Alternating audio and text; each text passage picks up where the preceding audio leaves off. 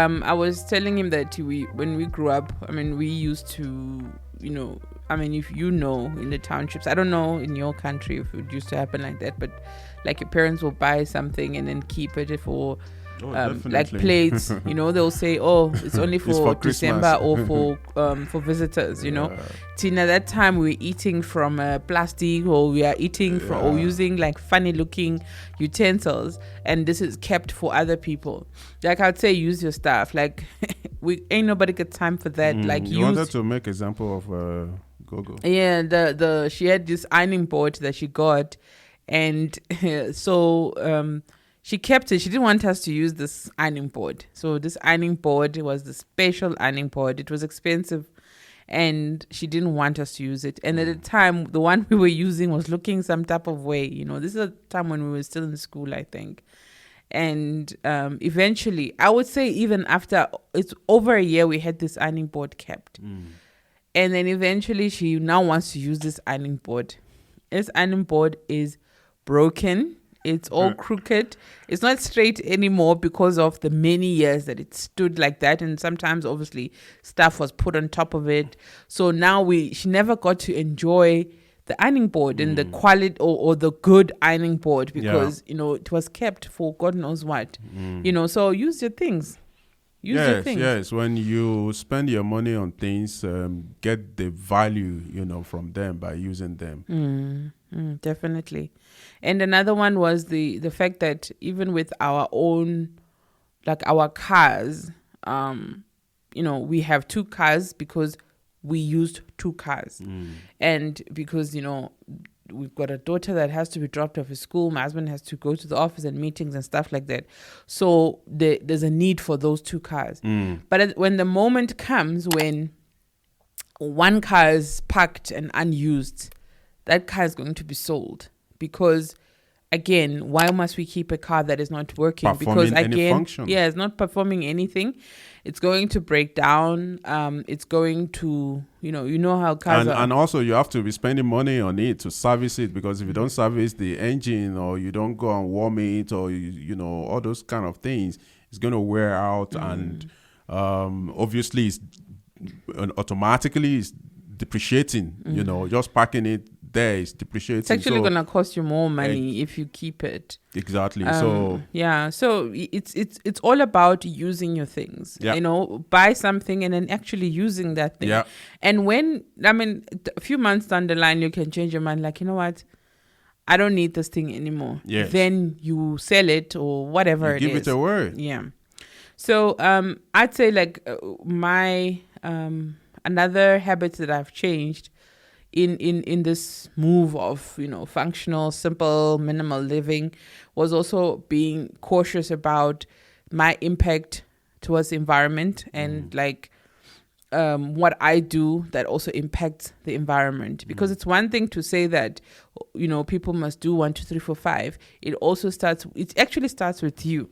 So if you are aware and then you are like, okay, you know what, I can see what's going on, climate wise, and I also need to play my part. So, and you educate yourself about what is going on in the environment. And we all know about what is currently going on with our environment. And one of them is, the usage of plastics and how it affects, ecosystems and stuff like that. So a decision that I took was that I'm going to buy a menstrual cup. A menstrual cup is like a substitute for pads. And the thing about a menstrual cup is that it lasts, you can use it for about 2 years. So I came across this article or a video of these people who were having a conversation about like how they can support black, kids from the underprivileged background, because it looks like some of the girls don't go to school when they go on menstruations. And this article is now talking about like how they're investing, they're getting these girls these things because it's actually going to be much cheaper for them, because again, pads are expensive. It's much cheaper for them to get the cups because it will be like for 2 years. So if you take like 204, let's say if it costs 200 rand and divided by the 2 years, you'd see that it's actually much cheaper than the actual pads. So I went into that route. I was obviously skeptical, like how this thing works. But again, it's also about educating yourself. So if something you don't know, you just have to research and find out how it actually works. So I went in and just researched on how I can do this thing, and then I was using it. And I mean, yes, it has its pros and but there's also cons, which is just it's good for the environment. I don't have to throw away any pads, and again and it saves money also. Yes, it saves money as well. And another thing is just not buying plastics when I go to the shops. So I have bags for shopping, and I know some people will say like they always forget to take them when they have to go to the shops. In the beginning, I would forget also, but as time goes on, like it has become a habit for me that I put them just behind the kitchen door, and then as I come out, I just grab them and I go out. If I happen to go to the shops and I don't have a plastics, usually I will just carry the stuff without the plastics. I think it's just important that we just make ourselves aware of our own contribution to the environment. And because people take it lightly. And I mean, now we know what is currently going on environmental wise, which is a conversation we'll have in the next episode, just to give about education around the climate change and stuff like that. And lastly is not buying like fast fashion, which is your big those shops that are selling new fashion or new trends every month or every week, like telling you like you need to buy this, and one wear that thing is torn. And, there's so many implications to this kind of living where you're buying all this fast clothing that it affects our environment, which again will be something that we cover in the next episode. Yeah. Okay, so you don't have much, honestly, like this guy doesn't.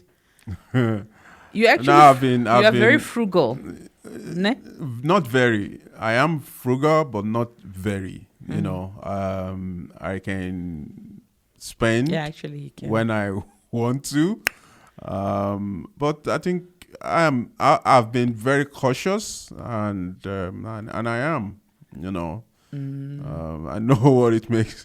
I know what it takes rather to make money, and I'm very careful about how I spend it and what I spend my money on. Yeah, because I think when I was growing up, it was always a big thing to be seen like looking good, especially when you're working. Everyone would like, you need to look the part. You need to, But honestly, like you can look the part, but you don't have to get yourself into, credits and especially the accounts. I mean, I'm sure there is necessary debts that people, can get into. But like for me, the retail accounts is like one of the most... it's one of the most hectic things that hold so many of us back because we went into it blindly and we didn't understand what we were getting into. Like you can look good with just your whatever. You don't need to follow any... A white t-shirt, or a white clean shirt, non-branded stuff, quality... they are out there. Look for the shops and get those things. It doesn't have to be your brands and all of those things. Because those brands are actually known. Brands are actually known to be really impacting the environment negatively. The big brands, that is. There are obviously brands that are sustainability conscious brands that are conscious about the environment, but I think that like mostly the big brands aren't very cautious. So not that we have anything against the big brands or clothing brands, no, but we bring in this to the fore to say let's be conscious, when we spend our money or when we buy things, and be, speaking to the topic, buy things that are functional for yourself, for your children, for your partners, for your home. Buy things and use them, because when you don't, it means that you're not getting the value, and that leads to waste of money. And you don't want to waste, you don't want to find yourself in that space where you are wasteful, not financially, not socio-economically. Yeah. Okay. So, lastly, as we round off, we just wanted to say that, it's okay also to sell your things. It's okay to sell your things. Sometimes there's this, I think people think when you start selling your stuff and your shoes and your clothes, you're probably like desperate Struggling. or you're struggling or anything like that. Anyway, who cares about what people say? Yeah. People talk anyway, whether you do or you don't do. But it's okay to sell your things when you don't need them. I've started selling my stuff, not recently actually, because I remember last year I also posted it on my WhatsApp status when I was selling some of my shoes that I knew which I was no longer wearing. And I didn't really want to give them away because I could get money for it. So I then sold it to people on WhatsApp and some bought. And then I also been selling some of my things on Yaga. Yaga.co.za. It's not they're not sponsors of this. But anyway, so I put stuff there. I've actually managed to sell about 2 things on it. Some stuff are still there, and also Facebook Market. Marketplace on Facebook. Sell your things. Like you honestly, guys, we are not about this life of trying to keep up with whoever. Just do what is right for you. Take care of yourself. Take care of your home.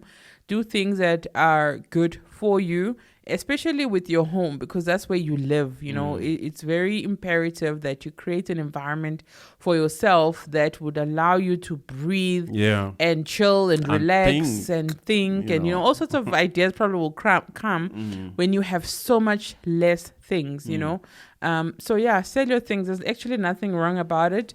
You can even make more money out of it. I know now that what do you call it? Thrifting is an in thing right now, because I think a lot of people are like now, quite cautious as well. They're getting into that stage where people, they understand the impact of, all these things to the environment. So some people are now buying thrifted, which is your secondhand clothing, secondhand household items, secondhand shoes, everything, secondhand, So there's nothing wrong really. For me, and I know the clothes from back in the days especially was like high quality stuff. If it was something was made in 1970 that you can still buy today, it means that it was good quality. So then it goes to show that good quality is actually what lasts for a very long time. Exactly. And I also want to say that if you're not the type that sells your things and all of that, again, like my wife said, there is absolutely nothing wrong. Forget about that, social mentality that if you sell your things, you're struggling financially. No, you're not. If that is what you want to do, go ahead. But the point I'm driving at is, if you want to give your things away, it's okay also. We do that. We give things away, and for her specifically, whatever she wants to sell, she sells them on those 2 platforms that she mentioned. And the good thing about that is, instead of throwing that away, that will then go into the landfills and then make negative impact on the environment. When you sell your things, you pass the value, of that item to someone else, and the chain reaction then continues like that. And even if that item ends up in the landfill, it would have, Deteriorated. exactly. So it's easy or easier for it to degrade when it gets to the other to the side. exactly Yeah, to the it's landfill. definitely also about because for me to sell them is because I know that I'm not using them. So when you sell it, usually people who buy it, they know what they are actually going to use it. So that means that that item is going to be used, and that person gets tired, they will give it away or sell it or whatever. And then, like he said, it deteriorates and, it dies off and Yeah. then, stuff like that. So, yeah. So I just wanted to quickly just read this note. It says that, living in a clutter-free space is good for your mental health. This kind of lifestyle is about clearing the clutter from your life and adjusting your mindset so that you can live with more purpose and peace. Yeah, so this functional living is largely about the search of contentment, and contentment brings with gratitude for what you have. So be grateful for what you have. Don't buy things to want to impress people. I think there's that saying that you buy things you don't like to impress people who don't like you, something or like don't that. care about you. I mean, that popular quote. So be very intentional with how you spend your money, and when you purchase, make sure that they are functional. Use them. Get value from whatever it is you spend your money on. Yeah, and most importantly, take care of yourself.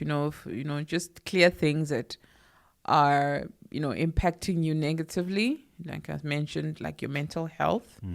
It's very important because even when we're talking about functional living, yes, it's quite broad because there's so many other things that could help someone to live their life a certain way. Sure. Or this kind of way.